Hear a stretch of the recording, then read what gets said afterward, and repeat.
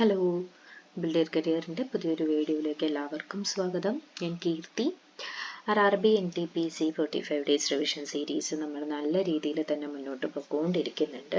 അപ്പോൾ ഇതുവരെയും നമ്മൾ ചെയ്ത വീഡിയോസ് നിങ്ങൾക്ക് എല്ലാവർക്കും യൂസ്ഫുൾ ആയി എന്ന് അറിയുന്നതിൽ ഒരുപാട് സന്തോഷമുണ്ട്. നിങ്ങളുടെ കമൻറ്റുകളും അഭിപ്രായങ്ങളും ഒക്കെ നമ്മൾ കാണുന്നുണ്ട്. അതിലൊക്കെ ഒരുപാട് സന്തോഷമുണ്ട്. ഇതുവരെയും തന്ന സപ്പോർട്ട് ഇനി അങ്ങോട്ടേക്കും കിട്ടുമെന്ന് തന്നെയാണ് നമ്മുടെ വിശ്വാസം. അപ്പം നിങ്ങൾക്ക് ആവശ്യമുള്ള വീഡിയോസ് നമ്മളെ കൊണ്ടാവുന്ന രീതിയിലെല്ലാം നമ്മൾ ചെയ്തു തരാനായിട്ടും ട്രൈ ചെയ്യുന്നുണ്ട്. ഓക്കെ, അപ്പോൾ എന്തെങ്കിലും സജഷൻസും കാര്യങ്ങളൊക്കെ ഉണ്ടെങ്കിൽ കമൻറ്റിൽ കൂടെ അറിയിക്കാൻ ഒരിക്കലും മറക്കരുത്. എന്തായാലും അറിയിക്കാൻ നമ്മൾ അതിനനുസരിച്ചിട്ടുള്ള വീഡിയോസൊക്കെയും ചെയ്യുന്നതായിരിക്കും. അപ്പം NTPC 45 ഡേയ്സ് റിവിഷൻ സീരീസിൽ ഇന്ന് നമ്മൾ നോക്കുന്നത് മെൻസുറേഷൻ ആണ്. മാത്സിൽ നമ്മൾ ഓൾറെഡി കുറച്ച് വീഡിയോസൊക്കെ ചെയ്തിട്ടുണ്ട്. നമ്മുടെ ആദ്യമായിട്ട് NTPC റിവിഷൻ സീരീസ് വീഡിയോ കാണുന്ന ഒരാളാണെന്നുണ്ടെങ്കിൽ ഐക്കാർഡിൽ ഞാൻ അതിൻ്റെ പ്ലേലിസ്റ്റ് കൊടുക്കാം. അതിൽ കയറി കഴിഞ്ഞാൽ ഇതുവരെ നമ്മൾ ചെയ്ത എല്ലാ വീഡിയോസും നിങ്ങൾക്ക് കിട്ടും. അതല്ലാണ്ടുള്ള വീഡിയോസ് കാര്യങ്ങളെല്ലാം നമ്മുടെ ചാനലിലുണ്ട്. അപ്പം നമ്മുടെ ചാനലിൽ ആദ്യമായിട്ട് വരുന്ന ഒരാളാണെന്നുണ്ടെങ്കിൽ ആ വീഡിയോസ് എല്ലാം കണ്ടു നോക്കുക. കാണുന്ന വീഡിയോസ് നിങ്ങൾക്ക് യൂസ്ഫുൾ ആയി തോന്നുവാണെങ്കിൽ മാത്രം നമ്മുടെ ചാനൽ ഒന്ന് സബ്സ്ക്രൈബ് കൂടെ ചെയ്യാം. ഓക്കെ, അപ്പം നമുക്ക് എന്ത് ചെയ്യാം, ഇന്നത്തെ വീഡിയോയിലേക്ക് പോവാം. ഫസ്റ്റ് ക്വസ്റ്റ്യൻ, മെൻസുറേഷനിൽ ഇത് കഴിഞ്ഞ കുറച്ച് വർഷങ്ങളായിട്ട് ഗ്രൂപ്പ് ഡി, NTPC, അതുപോലെ JE, ALP ഇങ്ങനത്തെ എക്സാംസിനൊക്കെ ചോദിച്ചിട്ടുള്ള ക്വസ്റ്റ്യൻസ് ആണ് നമ്മളിവിടെ ഡിസ്കസ് ചെയ്യുന്നത്. Okay, A rectangular park is 60 meter long and 40 meter wide. What is the cost of fencing it at ₹20 per meter? Okay, അപ്പൊ നമ്മളോട് പറഞ്ഞിരിക്കുന്നത് ഒരു പാർക്കിന്റെ ലെങ്ത്തും വിഡ്ത്തും തന്നിട്ടുണ്ട്. ഫെൻസിങ് വേലി കെട്ടാൻ പെർ മീറ്ററിന് ₹20 ആണെന്ന് പറഞ്ഞിട്ടുണ്ട്. അപ്പൊ നമ്മൾ ഇവിടെ കണ്ടുപിടിക്കേണ്ടത് എന്താണ്? പെരിമീറ്റർ ആണ് കണ്ടുപിടിക്കേണ്ടത് അല്ലെ.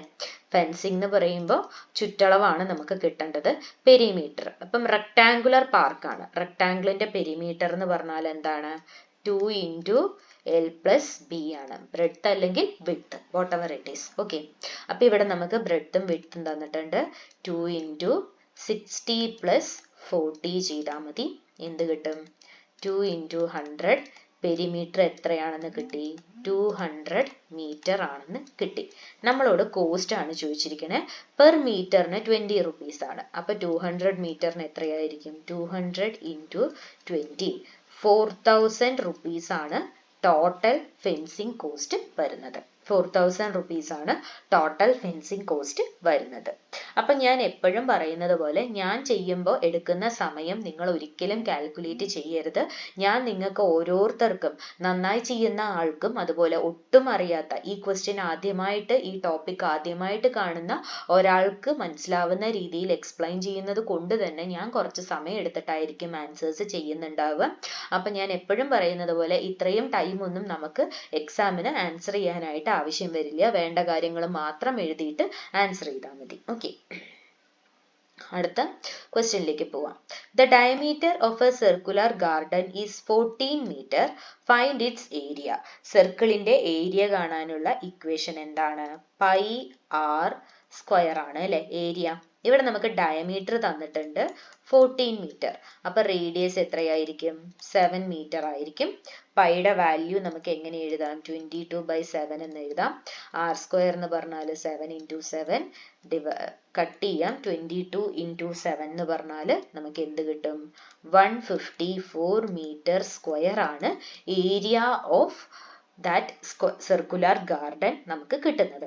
സർക്കുലർ ഗാർഡന്റെ ഏരിയ 154 meter² എന്നാണ് കിട്ടുന്നത്. ഓക്കെ അല്ലേ? മനസ്സിലായല്ലോ അല്ലെ? അപ്പൊ ഇത് മൾട്ടിപ്ലിക്കേഷൻ ചെയ്യാൻ വലിയ ടെൻഷൻ അടിക്കേണ്ട കാര്യമില്ല. 2 × 7 എന്താണ്?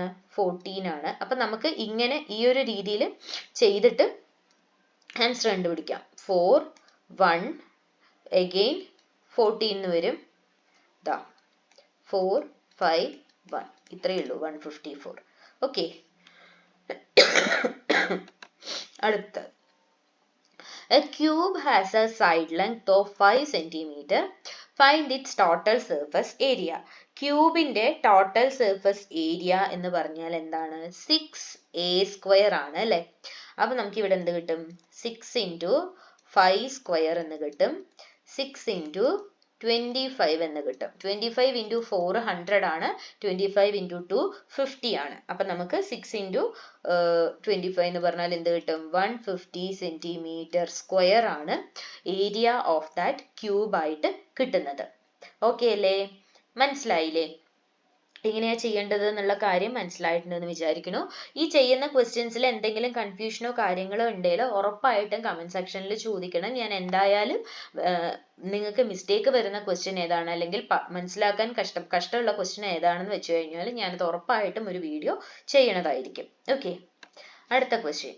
The radius of a sphere is 7 centimeter. Find its volume. അപ്പൊ സ്ഫിയറിന്റെ വോള്യം എന്താണ്?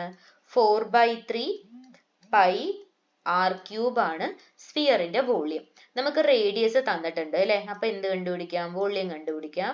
4/3 into 22/7 into 7 into 7 into 7. നമുക്ക് ഈ 7 ക്യാൻസൽ ചെയ്യാം. ബാക്കിയുള്ളത് എന്ത് ചെയ്യാം? ചെയ്തു നോക്കാം അല്ലെ?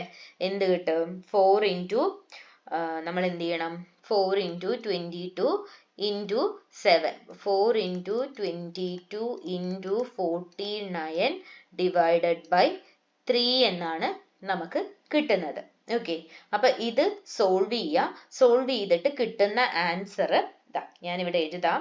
1437.33 സെന്റിമീറ്റർ ക്യൂബ് ആണോ എന്നൊന്ന് ചെക്ക് ചെയ്യാം. ഓക്കെ, ഈ ഒരു ആൻസർ ആയിരിക്കും നമുക്ക് കിട്ടുക. അപ്പൊ ഇങ്ങനത്തെ ആൻസേഴ്സ് ഒക്കെ കിട്ടുന്ന ടൈമിൽ നമ്മൾ നോക്കേണ്ടത് ഈ യൂണിറ്റ് ഡിജിറ്റ് നോക്കുക. നമുക്ക് ആദ്യം യൂണിറ്റ് ഡിജിറ്റ് ആയിരിക്കും കിട്ടുക അല്ലെ? അപ്പൊ യൂണിറ്റ് ഡിജിറ്റ് നോക്കുക. കിട്ടുന്നതിനനുസരിച്ചിട്ട് നമ്മൾ ഓപ്ഷനിലേക്ക് നോക്കുക. ഓപ്ഷനിൽ യൂണിറ്റ് ഡിജിറ്റ് ഉള്ള, നമുക്ക് കിട്ടുന്ന യൂണിറ്റ് ഡിജിറ്റ് അല്ലെങ്കിൽ ഫസ്റ്റ് ഡിജിറ്റ് ഉള്ള ഒരു നമ്പറേ ഉള്ളൂ എന്നുണ്ടെങ്കിൽ പിന്നെ കൂടുതൽ ആൻസറിലേക്ക് കംപ്ലീറ്റ് ചെയ്യാനായിട്ട് നിൽക്കണ്ട. പെട്ടെന്ന് തന്നെ മാർക്ക് ചെയ്തിട്ട് അടുത്ത ക്വസ്റ്റ്യനിലേക്ക് മൂവ് ഓൺ ചെയ്യാം. ഓക്കെ, അടുത്ത question. A cylindrical tank has a radius of 5 meter and height of 10 meter. Find its volume. സിലിണ്ടറിന്റെ വോള്യം ആണ് ചോദിച്ചിരിക്കുന്നത് അല്ലെ? സിലിണ്ടറിന്റെ വോള്യം എന്താണ്? പൈ r സ്ക്വയർ h ആണ് സിലിണ്ടറിന്റെ വോള്യം. നമുക്കിവിടെ റേഡിയസ് 5 മീറ്റർ എന്നും തന്നിട്ടുണ്ട്, ഹൈറ്റ് 10 മീറ്ററും തന്നിട്ടുണ്ട്. അപ്പൊ ഇനി എളുപ്പമാണ് അല്ലെ? എന്ത് ചെയ്താൽ മതി? 22/7 into 5 സ്ക്വയർ into 10 ചെയ്താൽ മതി അല്ലെ? 5 സ്ക്വയർ എന്ന് പറഞ്ഞാൽ 25 ആണ്. നമുക്ക് എന്ത് കിട്ടും? 22 into 250/7 എന്ന് കിട്ടും. ഓക്കെ, അപ്പൊ ഇത് നിങ്ങളൊന്ന് സോൾവ് ചെയ്തിട്ട് എനിക്ക് ഇതിന്റെ ആൻസർ കമന്റ് സെക്ഷനിൽ പറഞ്ഞു തരണം. ഓക്കെ, അപ്പൊ ഇത് സിമ്പിൾ ആയിട്ടുള്ള ക്വസ്റ്റ്യൻ ആണ് അല്ലെ? ജസ്റ്റ് ബേസിക് ആയിട്ടുള്ള ക്വസ്റ്റ്യൻസ് ഒക്കെയാണ്. അപ്പം RRBയിൽ ചോദിക്കുന്നതും ഇപ്പൊ ചോദിച്ചു വരുന്നതും ഇങ്ങനെയാണ്. നമ്മൾ വലിയ അഡ്വാൻസ്ഡ് ആയിട്ടുള്ള കാര്യങ്ങൾ പഠിച്ചു പോകും. പക്ഷെ RRB ഇപ്പൊ ചോദിക്കുന്നത് എന്താണ്? ഏറ്റവും ബേസിക് ആയിട്ടുള്ളത് എന്നാൽ ചെറിയ രീതിയിൽ കൺഫ്യൂഷൻ ഒക്കെ വരുന്ന രീതിയിലുള്ള ക്വസ്റ്റ്യൻസ് ഒക്കെയാണ് RRB ഇപ്പൊ ചോദിച്ച് കാണുന്നത്. ഓക്കെ, അപ്പൊ അതുകൊണ്ടാണ് ഞാൻ ഇങ്ങനത്തെ ക്വസ്റ്റ്യൻസ് കുറച്ചുകൂടെ കൂടുതൽ ഇൻക്ലൂഡ് ചെയ്തിരിക്കുന്നത്. അടുത്ത question. The diagonal of a square is 10√2 centimeter. Find its area. നമുക്കിവിടെ എന്താ? നമുക്കറിയാം ഏരിയ എന്ന് പറഞ്ഞാൽ a സ്ക്വയർ ആണെന്ന് അറിയാം സ്ക്വയറിന്റെ.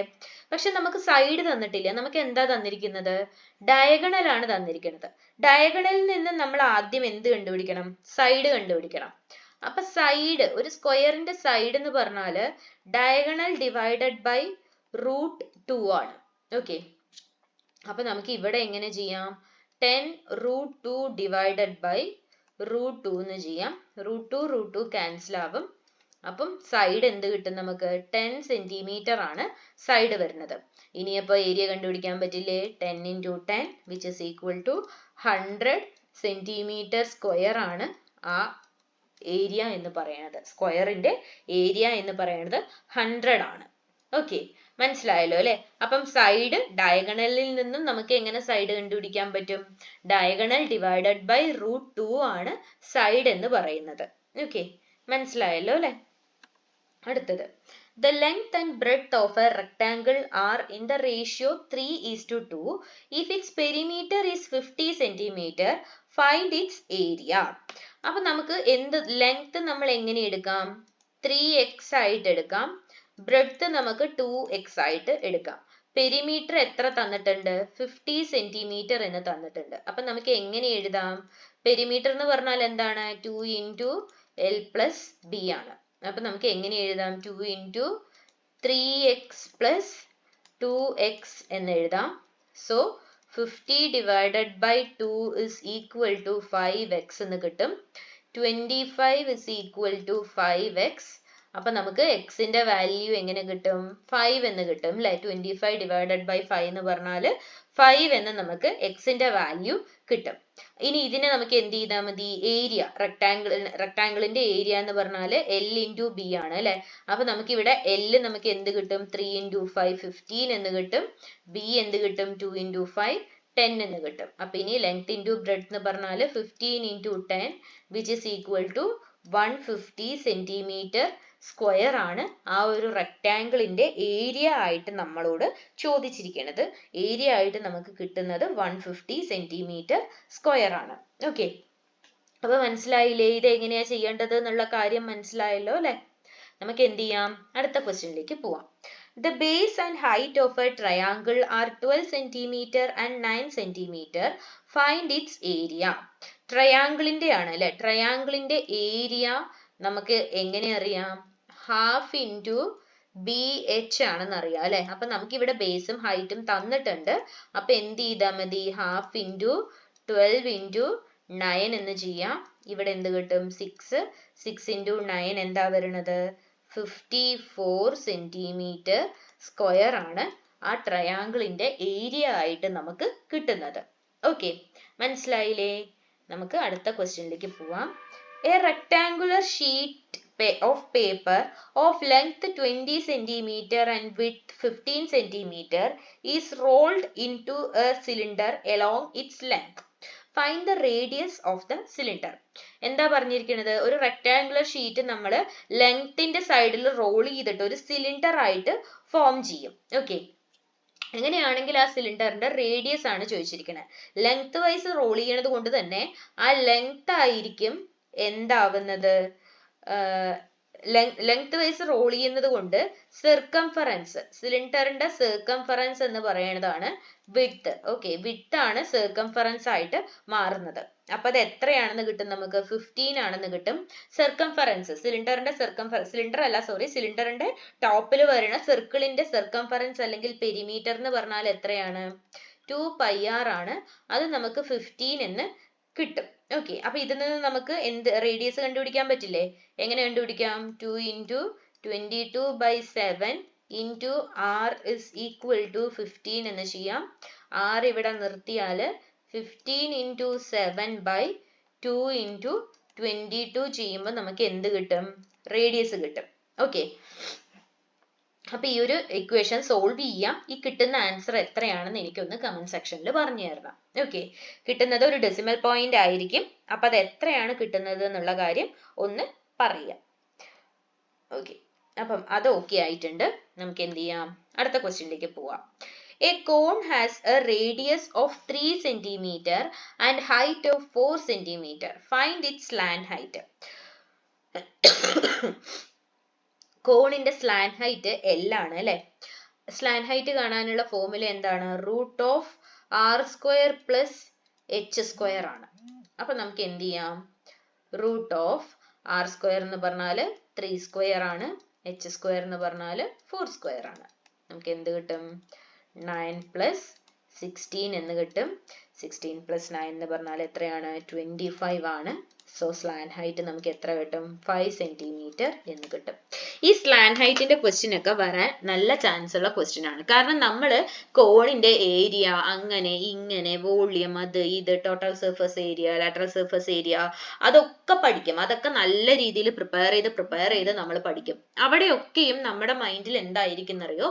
സ്ലാന്റ് ഹൈറ്റ് ഓൾറെഡി തന്നിട്ടുണ്ടാവുമല്ലോ. അപ്പൊ നമ്മൾ എന്ത് ചെയ്യും? നമുക്ക് അറിയാം, സ്ലാന്റ് ഹൈറ്റ് ചെയ്യാൻ അറിയാമെങ്കിൽ പോലും അത് നമ്മൾ ഒരു ശ്രദ്ധ കൊടുത്ത് പഠിക്കാനായിട്ട് മറന്നു പോവാൻ ചാൻസ് ഉള്ള ഒരു ഏരിയ ആണ് സ്ലാന്റ് ഹൈറ്റ് കാണാനുള്ള ക്വസ്റ്റ്യൻ എന്ന് പറയുന്നത്. പക്ഷെ ഇപ്പൊ RRBയുടെ ഒരു പാറ്റേൺ വെച്ചിട്ട് ഇങ്ങനത്തെ ക്വസ്റ്റ്യൻസ് ഒരുപാട് കണ്ടിട്ടുണ്ട്. ക്വസ്റ്റ്യൻ പേപ്പേഴ്സിലൊക്കെയും കണ്ടിന്യൂസ് ആയിട്ട് കാണുന്ന ക്വസ്റ്റ്യൻ ആണ് ഈ ഒരു സ്ലാൻ ഹൈറ്റ് കാണാനുള്ളത്. അപ്പൊ പെട്ടെന്ന് ചോദിച്ചു കഴിഞ്ഞാൽ സ്ലാൻ ഹൈറ്റ് എന്ന് പറയുമ്പം എല്ലാവർക്കും ഒരു കൺഫ്യൂഷൻ അടിക്കും. ഓക്കെ, കൺഫ്യൂഷൻ എവിടെയാണ് വരണേന്ന് വെച്ച് കഴിഞ്ഞാൽ ഇവിടെ പ്ലസ് ആണോ മൈനസ് ആണോ എന്നുള്ള കാര്യങ്ങളിലൊക്കെയാണ് കൺഫ്യൂഷൻ വരിക. ആ പ്ലസും മൈനസും മാറിപ്പോയാൽ ആൻസർ തന്നെ തെറ്റിപ്പോവും അല്ലേ? അപ്പം ഇങ്ങനത്തെ ക്വസ്റ്റ്യൻസും എന്ത് ചെയ്യണം, നല്ല രീതിയിൽ തന്നെ പ്രിപ്പയർ ചെയ്ത് ഇരിക്കണം. ഓക്കെ, അപ്പൊ ഇത്രയും ക്വസ്റ്റ്യൻസ് ആണ് നമ്മൾ മെൻസുറേഷനിൽ നോക്കുന്നത്. ബേസിക് ആയിട്ടുള്ള കാര്യങ്ങളാണ്, പക്ഷെ അത്രയും ഇമ്പോർട്ടന്റ് ആയിട്ടുള്ള കാര്യങ്ങളാണ്. മെൻസുറേഷനിൽ ഒരുവിധം വന്ന എല്ലാ ഫിഗേഴ്സിന്റെയും ഡീറ്റെയിൽസ് കാര്യങ്ങൾ എല്ലാം നമ്മൾ ഇവിടെ നോക്കിയിട്ടുണ്ടെന്ന് തന്നെയാണ് ഞാൻ വിചാരിക്കുന്നത്. അപ്പൊ ഈ ചെയ്ത വീഡിയോ നിങ്ങൾക്ക് യൂസ്ഫുൾ ആയിട്ടുണ്ടാവും എന്ന് തന്നെയാണ് നമ്മുടെ വിശ്വാസം. അപ്പൊ എന്നും പറയുന്നത് പോലെ നമ്മുടെ ചാനൽ ആദ്യമായിട്ട് കാണുന്ന ആരെങ്കിലും ഉണ്ടെങ്കിൽ നമ്മുടെ വീഡിയോസ് എല്ലാം കണ്ടു നോക്കുക. കാണുന്ന വീഡിയോസ് യൂസ്ഫുൾ ആയി തോന്നുവാണെങ്കിൽ നമ്മുടെ ചാനൽ ഒന്ന് സബ്സ്ക്രൈബ് ചെയ്യുക. ഓക്കെ, അപ്പൊ നമുക്ക് എന്ത് ചെയ്യാം, ഈ റിവിഷൻ സീരീസ് നല്ല രീതിയിൽ തന്നെ മുന്നോട്ട് കൊണ്ടുപോവാം. അടുത്തൊരു വീഡിയോ ആയിട്ട് കാണുന്നത് വരേക്കും താങ്ക് യു.